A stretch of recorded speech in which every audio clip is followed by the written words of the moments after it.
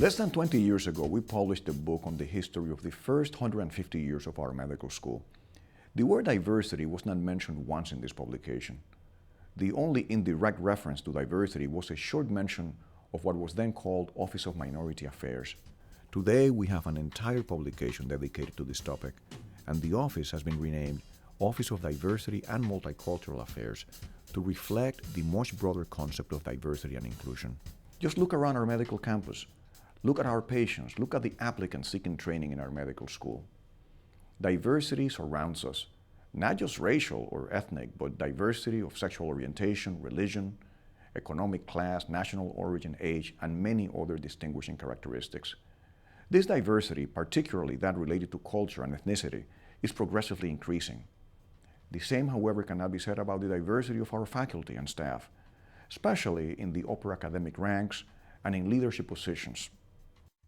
As a healthcare institution dedicated to training physicians and researchers in a richly heterogeneous urban setting, we must develop a workforce that resembles the population we care for and that capitalizes on the power of diversity. Leading organizations are not excellent in spite of their diversity.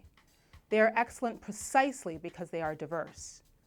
This is because with diversity comes a broader range of perspectives and approaches to the complex challenges we face today. However, diversity has challenges, including the fact that diversity increases complexity and confusion. It causes problems when organizational policies are generalized in an attempt to reach consensus among a heterogeneous population. Communication is more difficult as more languages and cultural differences are introduced. Workplace productivity can also be impacted by diversity. And of course, there's a cost associated with managing diversity. Nevertheless, it is clear that without diversity, it is difficult to achieve excellence. Diversity enhances creativity and innovation, helps organizations enter the international arena, and enhances team flexibility. In 2014, Nature, the journal with the highest impact factor in science, dedicated a complete issue to this topic, highlighting the fact that while diversity may seem like we are simply championing minority interests, the benefits actually accrue to the majority. Ignoring diversity can lead to unhealthy tensions and makes it difficult to retain valuable employees, resulting in lost investments in recruitment and in training. In the worst cases, legal action can lead to loss of productivity and very costly settlements. Is diversity required for accreditation? The Liaison Committee on Medical Education, LCME, requires medical schools to have a diverse class and a curriculum that addresses cultural competency and healthcare disparities. The Accreditation Council of Graduate Medical Education, the ACGME, requires residency programs to train residents to communicate effectively with patients across the spectrum of diversity. The Joint Commission on Accreditation of Healthcare Organizations has its set of recommendations related to diversity, including field guides for cultural competency. Failure to comply with these recommendations and guidelines can lead to loss of accreditations. What is the case for excellence? There is persuasive evidence that recruiting a diverse student body and faculty improves the quality of medical education.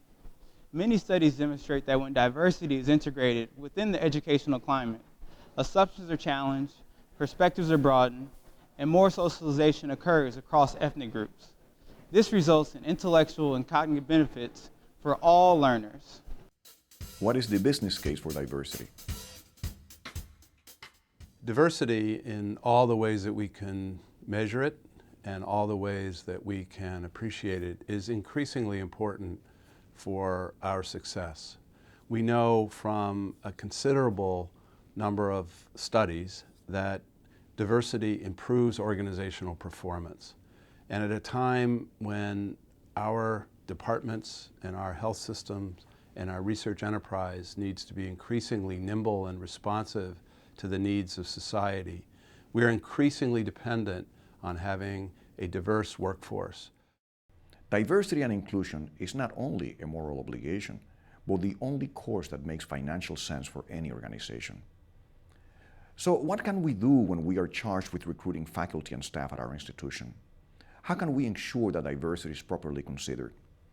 To begin, We must become aware of the unconscious biases that we each hold. Unconscious bias refers to attitudes or stereotypes we're unaware of that influence our understanding, actions, and decisions.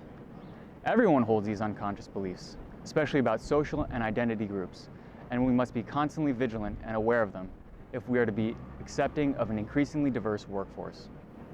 Though racial bias and discrimination is well documented, biases may exist towards any social group, including individuals with disabilities, various religions, differing physical appearance, and many other characteristics subject to bias. Consider this. Are we more warm to people like us? Do we tend to think everything is good about someone because we like them? Do we tend to form stereotypes and assumptions about certain groups that make objective judgment difficult? For an individual, it takes a conscious effort to be on guard and to overcome these unconscious biases. We need processes, procedures, and an ethos of acceptance. We should always identify the types of biases likely to occur in any given situation. By uncovering possible biases and bringing them to the conscious level, we become aware of how our biases may impact decision-making, including hiring and promoting. Our committees must implement processes that ensure equality when considering applicants. Steps such as standardizing interview questions and removing certain identifiers can be taken to achieve this. We provide multiple resources on the medical campus and across the university to train individuals on best practices for recruiting and retaining the diverse faculty and staff that we need, and especially underrepresented minorities. All of our senior administrators, department chairs, search advisory committee members, and leaders of hiring units should undergo this training. The university and the medical school in particular monitor that diversity is a priority in recruitment practices. Every faculty search should abide by the university's Faculty Search Manual, which emphasizes searching for excellence and diversity, reaffirming that diversity is essential to our success as a leading research university with a global reach.